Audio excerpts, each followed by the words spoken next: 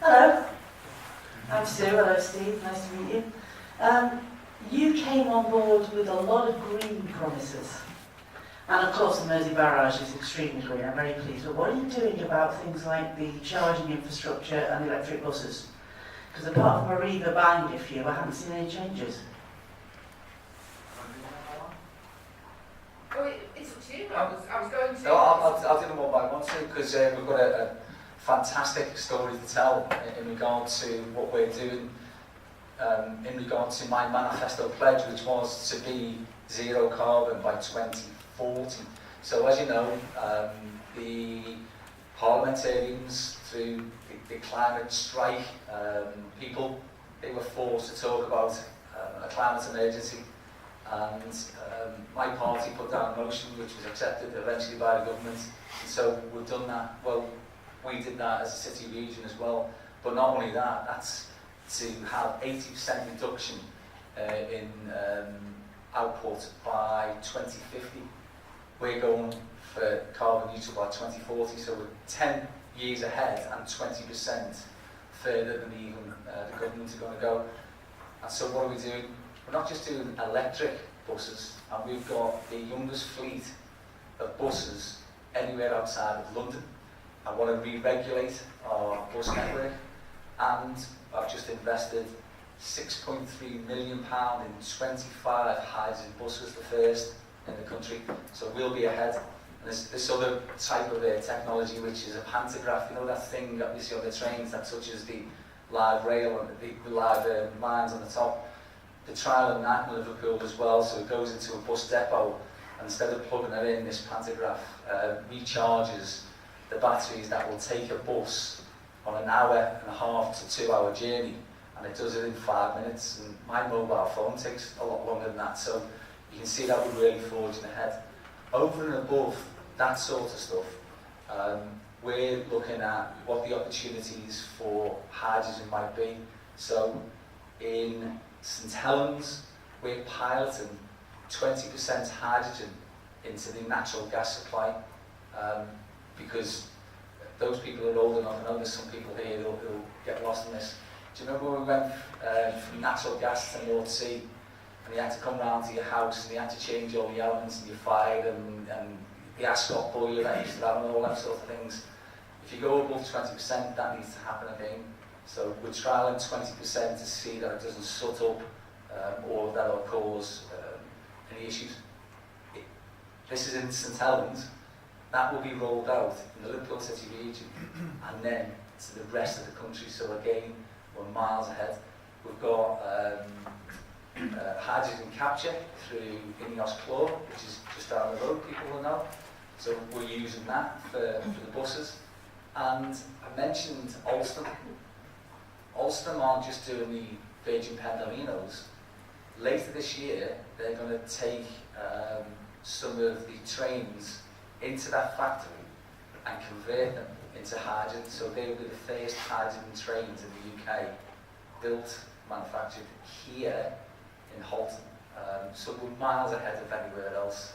And that's on top of the likes of the Mersey barrage, which will be fantastic for us. We're looking at how we can reduce energy requirements by better insulation, and I want to do something on that. We're looking at a scrappage scheme, working with government to see whether we get into some of the older vehicles, certainly taxis and them sort of things.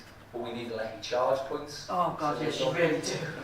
We're looking at a way in which you can do that, because the grid, if all you now all got an electric car, you can't, if you're all in the same area, you can't charge them. Yeah. Because if you have two people in one street who've got electric cars, everyone else has lights in. Yeah. We're just not set up as a country. But there's a company in Nogley who are getting 20-foot containers and converting them. And what it does is it uses food waste. Unfortunately, the food waste, and you'll probably see it in your own houses where you throw food away, bread that's gone off, or what. They're going to convert that into energy. And so I was thinking, areas like hotels where they've got a huge amount of food waste, we could trial them there, we could put them in hotels across the city region and that will be free charge points, but also you think about the benefits of turning food into energy and oil. So we're thinking way above anywhere else. In fact, I was with Sadiq Khan just a few weeks ago, and he's really interested in what we're doing here because he wants to rob some of our good ideas, but I might let him because he's a Liverpool fan as well. Are you going to have an emissions-free area in Liverpool, like Sadiq does? Do you know what? It's Andy's trial one, Andy Burnham in Manchester. We're going to have a look at what happens there. But there's three phases of that, or three tiers. Andy's going for the bottom one to see whether it works, and then if not, he's going to escalate it. So we just need to have a look at the evidence really before we start doing stuff. There's other ways of doing it, I think, in Liverpool. If we genuinely provide a quality public transport alternative, we'll encourage people out the cars. That's a better way, I think, of doing it than the party that is supposedly to the left of where we are, the Greens, who just want to price people out of cars, and they've said they'll go for a congestion charge. They want to absolutely lather the cost of diesel and of petrol. They want to, for instance, on the tunnels, they want us to put the charge up, not down. We'll put the tunnels down to try and make it affordable for people to cross if they want it. So we think that provides an alternative rather than to penalise and be punitive all the time, and that's a better way, I think, of encouraging people to modal shift. Thank you. Bill Hutt. Welcome to Halton, Steve. Can I just ask you, will you be supporting your colleagues Justin Madders in Wirral and Chris Madison in Chester in lobbying for the abolition of tolls on the Mersey Gateway and Silver Jubilee Bridge, which was free to use? You can be very popular in Halton. I did it when I was MP. I supported our policy then. You might remember George Osborne. He said in the marginals, I think the Tory marginals, he said, we'll scrap it when we get into power. And of course, George is gone now, and so is any hope of that policy ever seeing the light of day. You think about just on your board, the St Helens and Knowsley, they're paying £2 a go, £4 a day to get over. If they're in the Liverpool City region and using the tunnels, have half that for them, half the price of it. But the tunnels have to come under something called the National Highways Network, and that means that the government takes responsibility for them. The tunnels are older than us. One of them's nearly 90, I think, and one's 50 odd years old. And you all know when you get a little bit older, you need a bit more maintenance and things start falling off. And so the tunnels are really, they need constant maintenance. And we've got a problem with the fans. Now, I don't understand the tunnels. No, I'll tell you what. Halton will be the only bridged area in the whole of north of England which is tolled. Yeah, but tolls per se, I'm talking about. The reason that we need to keep a toll is because it's not part of the National Road Network, and if it is, National Highways Network, and if it is, then you can do away with it. So I support the move towards the government taking those back into that National Highways Network. But whilst, before they do that, we have to ensure that people can get safely from one side to another. Now, it's different with the bridge, because the bridge is brand new, it's not going to need much maintenance, hopefully, for many years. But the tolls are completely different, so unless the government acts, then all I can see is that things are going to go up rather than down, and I want to remove that tax on people's travel because it affects their income. So if we can do it, I'll be supporting them. Yeah. Thank you very much. Lisa. Steve, you quite correctly, in my view, talked about the exciting future of what Scotland Yard to science and technology, all in the right line. If we just look back a bit, though, when you look at Runcorn, Old Town, I'd be interested to know what your thoughts are there with regard to the developments around the Runcorn station, and I think what is known as Unlock Runcorn, which I think you're aware of. Would you like to share with us your thoughts about Unlock Runcorn and the developments of Runcorn to rejuvenate Runcorn? I think everybody here should try and find out as much as you possibly can about these two projects, because they are genuinely transformational for this area. I won't say too much, although I am supportive of the concept, because they are coming forward for some of that money that I mentioned earlier, and I'm not going to predetermine any outcomes because that's subject to challenge, of course. But you're talking about tens of millions of pounds, and if those two schemes did get off the ground, just think of what it means about extending, for instance, the visitor economy. Now, the visitor economy in Liverpool city centre is doing very, very well, but not all of those events are held in Liverpool, and yet it benefits from. So the Grand National is actually held in Sefton, as you know, but most people stay in Liverpool. The golf goes over on the Wirral and goes to Birkdale and in Sefton, Liverpool as well. That's why it's the benefit of the six working together. I think Liverpool supporting Runcorn, supporting Halton to get these schemes will also benefit them. You see the synergies then of why it's important that we all work together. And I genuinely am hopeful that we'll see some announcements. We're not talking about years, we're talking about probably before the end of this year, that I believe will give hope that those schemes could be delivered, and then you'll really start to see the benefits of what the combined authority and the city regions are about.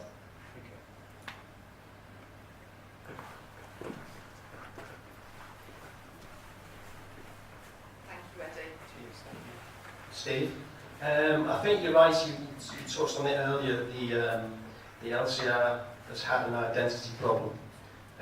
That's not necessarily your fault. I think you've been, for the last 3 years certainly you've played second fiddle to the Brexit pantomime like everybody else has. Moving forward, you mentioned, you touched on the precepts. I mean, I'm a local councillor, so believe me, I know all about that, and a lot of questions we were asked in the recent local election campaigns. Why are we paying this LCR precepts and Halton? What's that all about? Again, my question is, how much money in total is coming back into Halton or has already come back? I know you mentioned a couple of projects. And again, speaking to a couple of businesses in the room this morning, we've got some of the brightest and most innovative businesses in the country in Halton. How do we ensure that those businesses are getting access? And again, some high-profile contracts have gone out of the country in recent years, when we all know that there are businesses certainly in this country, if not in Halton, that could have taken on those contracts. So what do we do to put pressure on the government, whichever government that is, to make sure that our businesses, certainly businesses Halton, get a fair crack at the whip in terms of those contracts? Thanks, Eddie. I think you've touched on the most difficult part of what my role is, and that's trying to convince people in the likes of Halton that being part of this thing called the Liverpool City Region, which nobody really understands the geography of anyway, and that you've got this thing called the Metro Mayor, which is new to this country, so nobody fully understands. And then you've got a thing called the Combined Authority, and that doesn't have responsibility for some of the things that you'd like it to have responsibility for. So all of those things need to be teased out. But it was a difficult decision about the precept. I'll be absolutely honest with you. If I could have found another route, I would have. Basically what the government did to us, in the order that it's called an SI, as you'll know, the SI came from Parliament, and that statutory instrument didn't have any running costs, but we were told that we had a revenue and capital split in the £30 million, and we could use the revenues for running costs. And then the government said you can't, and so that left us with no running costs. So it's about £7.2 million that we raised through precept. It's roughly £1 a month for a household, not for a person, £1. For each of those households, we get an equivalent in the funding that we've already secured of £600. So if I knocked on someone's door and said, give us 14 quid, whatever it is, a year, and I'll give you £600 back in return, I think most people would say yes. So we haven't explained it well enough. And those projects that you see Alston, for instance, nobody really knows that we were pivotal in securing that and the jobs. We need to do more of that. The stuff on the Halton curve, what are the benefits to Halton residents? We need to explain what that is about jobs. The fact that we just opened up the opportunities for people to travel so that they could get jobs in Deeside and people in Wales can come here and visit them. There's a whole host in the ecosystem that we haven't been able to tease out. I think we need to do more on that. On the second part of the question, what do we need to do with government? Change it. Simple as that, change it. If they were to get in, met with John McDonnell, we will have the National Investment Bank, but we will have in the Liverpool City region the Regional Investment Bank. Not go to Manchester to come to Liverpool. And that means that businesses will have first call on some of the funding. And when I explain the Mersey Tidal barrage, it could be £6 billion, by the way. John Mack just said, yeah, we'll fund that as a national government, because you either fund that or you fund nuclear, or you fund that or you carry on with fossil fuels, or you don't fund any of them and you get fracking in the likes of Halton or in Southport. So it's a better alternative. What we're doing locally is to ensure that I mentioned £500 million. That's only a start, honestly. That £500 million, I'll guarantee, we will more than double it in the next few months. We will explain what we want to do. But that funding, we've decided that you can only access it if you all with us. So you've got to use local supply chains, you've got to use local labour, you've got to do away with 0 hours contracts, you've got to pay the real living wage, you've got a whole host of different things. That if you want some of that funding, then we want inclusive growth. We want that funding to be maintained and regurgitated within the economy of the Liverpool City region. Keynesian economics, it's easy, isn't it? No, just keep it circulating. And that will create more jobs in itself, and that will create more growth.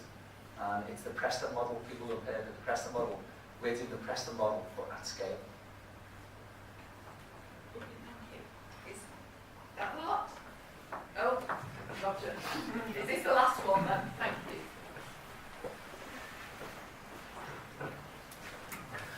Hi Steve, I'm Roger Martin from the Courtyard Cheshire, which is a luxury accommodation business just 3 minutes walk around the corner from the Helsby train station. So I would just like to say a big thank you from Helsby for reopening the Halton Curve. It has been transformational already. We held a little community event called Choo Choo Helsby, organised by a group of volunteer residents to celebrate the opening of the curve. We had a family last week who stayed with us, 5 people, and they went into Liverpool on the train, and they absolutely loved it. And it is about selling the benefits, selling the sizzle about what has been created for something like that, because for around about £20, they were all able to go in on the train and spend all day there, no bridge tolls, no fuel, no parking costs, and they could even have a drink or two on the way back, which they absolutely loved. But I think it needs further promotion into Cheshire, because the Chester, Helsby, Frodsham sector, there's still a lot of people who've been unaware of it, and we've been trying our best in Helsby to let people know. So keep up the good work with promoting the Halton Curve, because it is a fantastic resource and solves a lot of the issues that you've mentioned there. Thank you. Thank you. And that's not the end of it, because we want to go further. I actually want us to be able to get from Liverpool to Cardiff, and we were talking with the Welsh Government, and we think we can do that, and we're investing. Sue asked a question about environmental stuff. The other thing, and I can go on and on about environmental stuff, we're investing in battery technology, because governments say, unless we can electrify this portion of the track, then we're not going to talk to you about services. But we think we've got the enhanced battery technology that will take us far beyond the electrification point, so that we don't need government intervention into infrastructure. We'll use the electrified part, but then we'll use batteries to take us even further, and we think that means that we can open up whole tracks of unused rail network, to Skem and beyond for one side, right the way through past Bidston and all that, go right the way to past Wrexham. And so we're working with the Welsh Government to see whether we can use some of the funding that we've got to trial some of these things, and that will open up possibilities, because when I was a kid, everyone used to go to North Wales. That was your holiday, wasn't it? You used to go to Prestatyn and Towyn, Sunnyvale, I remember. My God, it rained every day. All of those things. But you do look, and there were plenty of people who are our age who are quite nostalgic about those visits to Liverpool. Well, we opened that up again, and of course, when you get to our age, you've got a little bit more disposable income, so you can perhaps plan days out, and you don't necessarily have to go outside the country. That's good for UK PLC as well. We keep on telling government that we can do some things that can help the country's economy, and not just the 6 parts of our city region. Sorry, Joe, you've just got in under the wire, Joe. I'll just do the last one. Thank you. Good morning, Steve. Thanks very much for coming along and giving a very informative presentation. I can see your passion, and I'm True Potential Wealth Management, so I'm a financial advisor strategist. But for those who know me, for the last 6 years I've been totally devoted to being involved with a charity transformation for veterans. So bringing veterans, reintegrating them back into society, because it's a massive potential and massive skills, and I'm working with them to get them over struggles. But what are you doing to, in the Liverpool City region, what are you doing to help veterans get back into employment? That wasn't a planted question, by the way. We were the first combined authority in the country to sign the Armed Forces Covenant, and we, on a regular basis, meet with staff for a load of, as you know, veterans organisations, but national ones, with who do stuff locally. In Liverpool city centre, actually in Anfield, it is. We work with Bob Blanchard. Bob. There's all sorts of stuff that we're doing, because there's a potential for a new facility which will give people upgrades in skills. So they might well have some skills, but as you know, you need to have the qualifications. So in construction, for instance, some people have got all of those skills that you need, but they have got something called a CSCS card. So we're doing all of that to try and get those people. A lot of them working on security, but now we need the security. Yeah. So in regards to trying to rehabilitate, if you like, we're doing that with skills and employment. But the big one, in all honesty, you'll know this, is around mental health. And this country is letting our former armed forces personnel down very, very badly with the mental health provision. So we're trying to work with them to provide them with some capacity so that they themselves can have trained counsellors rather than having to go through the system. Sometimes waiting 6 months for an appointment. So we're going far above and beyond the covenant itself. But I think it's a good basis for everybody to sign up to. I'm very proud of what we've done. And again, if you just watch what's happening in the next, I'm looking at somebody here, I think it's the next 6 weeks, there'll be a further announcement of what we're doing in regard to the ex-services. Thank you.